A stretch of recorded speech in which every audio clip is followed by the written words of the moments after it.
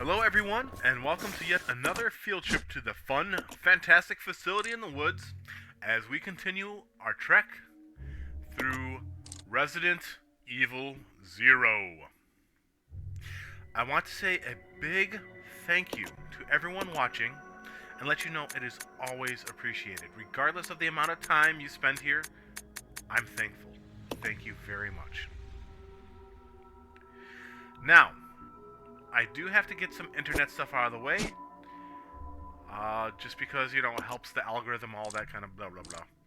If you guys enjoy the show, go ahead and leave a like, leave a comment. And if you're new here and you enjoy, go ahead and subscribe. I do this every Tuesday and Thursday for Resident Evil 0. And Monday, Wednesday, Friday are toy reviews, with Sunday usually being a day I like to chill out and play a game on stream. Now, some channel stuff I do want to talk about real quick. Monday, we did start a new series. We started the Q Ryuger series. So Wednesday, we will be looking at the Black and the Green Ranger Zords. Friday, we're going to be looking at the Gold Ranger's Mecha, the Pterodon Zord. And let's see here. For this Thursday, like I said, will be another Resident Evil 0 episode with trivia and fun stuff. At least fun stuff for me. I enjoy learning stuff, so there you go. Anyways, meat and potato for the show is the trivia for today. Today, we're going to be looking a little bit into the history of Capcom and where it came from, briefly, along with a couple of little news blurbs that I thought were kind of fun and interesting.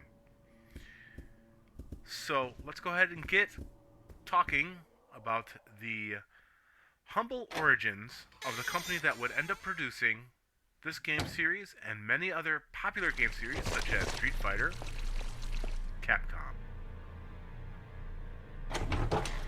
Though it is now a multi-international video game developing and publishing company, Capcom actually grew out of another company, and to me at least, had somewhat humble origins. The predecessor to Capcom was IRM Corporation, which was founded in 1979. IRM Corporation was founded by Kenzo Sugimoto, who remained president until 1983.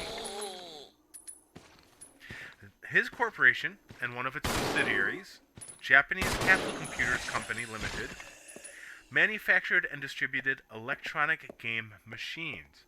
Those are actually different from electronic video game machines or arcade machines. Electronic game machines, or just plain old arcade machines, are things like pachinko, or the crane game that you'll find in like movie theaters and such, right?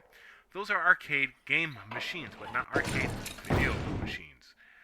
Or video game machines, I should say. So that's the difference. One is a video game, and the other one is, a game of chance, luck, skill, whatever you want to call it. So, while still under Sugimoto's presidency, the two companies, IRM Corporation and Japanese Capsule Computers Company Limited, would undergo a merge and name change into the Sanbi Company Limited in 1981. And then before his departure in 1983, Sugimoto established Capcom Company Limited, also in 1983, with the purpose of using Capcom Company to take over the international sales department. So originally Capcom's purpose wasn't to just sell games, it was to sell games to other people that their main branch would produce.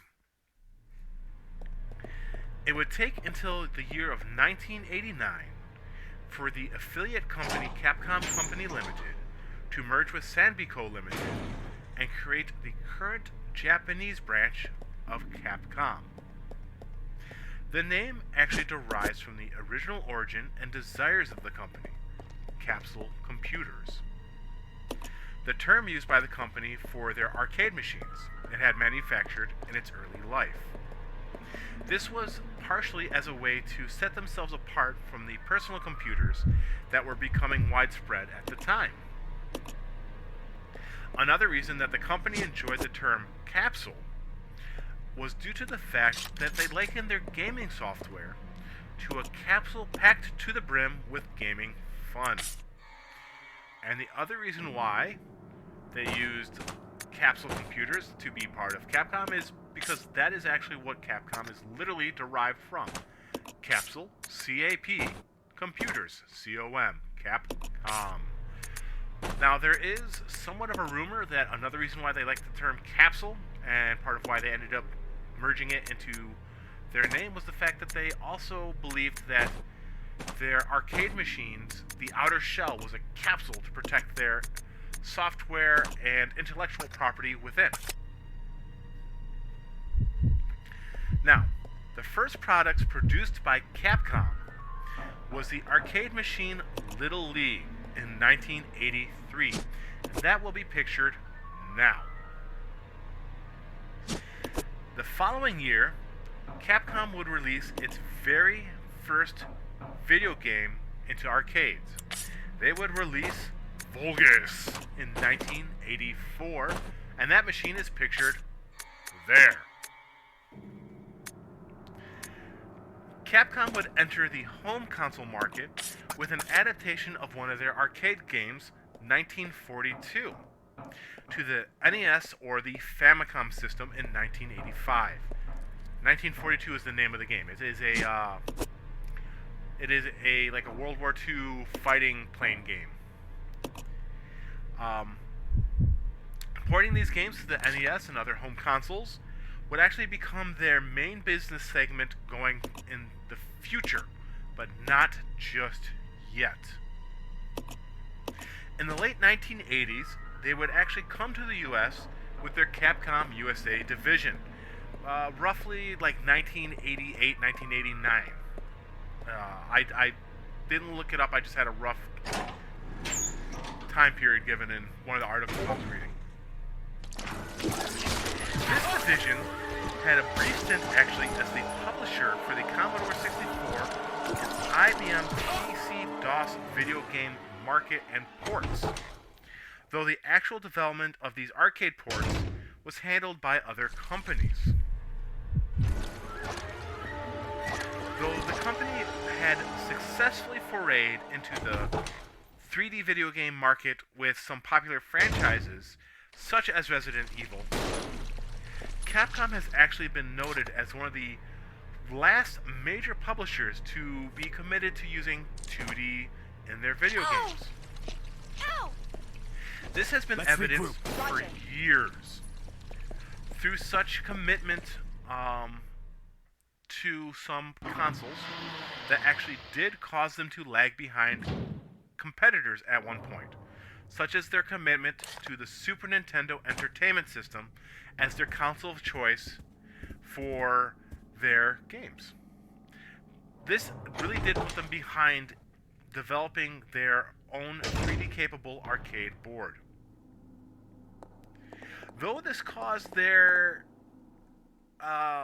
lag, this also did actually cause an adaptation of a more cartoony appearance, which has become their signature look.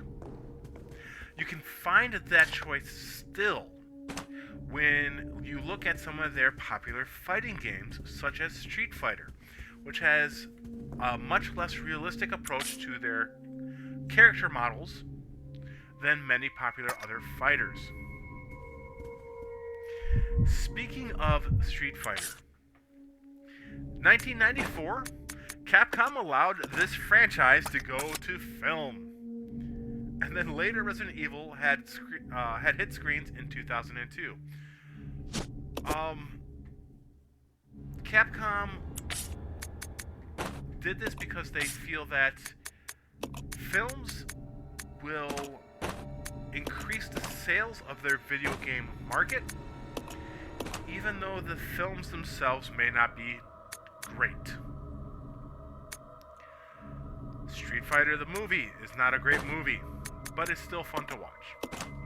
The Resident Evil series of movies aren't the greatest, even though the first and second film to me actually aren't very bad movies at all. And I will actually be talking about these movies at some point in the future. I've just been trying to find where I stored all of the DVDs so I can rewatch them. I've watched some of the first one and the second one already. Yes, yes, I own all of them. No, I'm not ashamed. Much. Okay, honestly, I love B movies and shocking movies, and these movies get pretty bad, but I enjoy them for it. But I'll be talking about the plot and all that kind of stuff later. Blech, set it to the side for now. Let's continue with this trivia stuff. Some other news items I actually dug up about Capcom was that they have teamed up with New Media, NYU, to sell some independent software as of 2011. This company generally handles some of the translation work, though, for Capcom's international or ported games, like the PS4 version of Dead Rising 4 in 2016.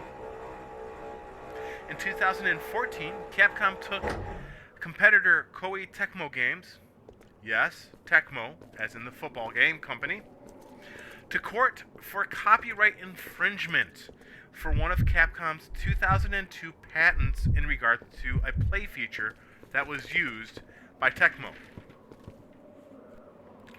A news article that many people actually might remember, as this was a news item that occurred very recently. This occurred in November of 2020. This is when Capcom's servers were attacked by ransomware, done by the Ragnar Loader hacker group. When they attacked it with their ransomware, they also scrambled some of the servers up and stole information. This group tried to blackmail Capcom in order to not release the data that they had stolen, though they would release it online later, indicating that Capcom never paid for the blackmail. The info that was released included things like upcoming game plans, employee names, and company partners. It has been alleged that no financial data was ever stolen. And there you go. A quick peek at Capcom, its history, and some of the stuff that I found in the news that was kind of interesting to me. Until next time, everyone, have a great day.